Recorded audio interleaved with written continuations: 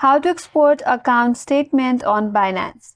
Hi everyone, this is Kate and welcome back to another video, and on this video we will learn how we can export Binance account statement. So without further delay, let's get started. First of all, you can either log in into Binance application or the Binance.com via browser. So if you're already logged in into your application, now you have to navigate to your account statement. For that, navigate to bottom right corner and then tap on your wallet option. Now once you land on the next interface, from there you have to select account statement. After that, you land on the account statement. Now from there you have to set the parameters. First of all, select the date range. You can choose your desired period, then select your specific account, then choose your wallet type.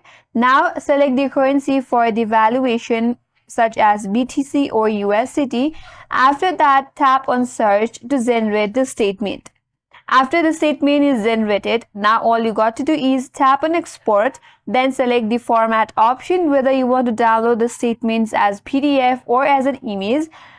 Now once you're done with that, you can also send the PDF to your registered email or any other email address. Also, for the security, you can enter the 8-digit password for the PDF file. Now, the downloaded link will only be valid for 7 days. So in this way, you can export account statement on Binance, and that's all for today's video.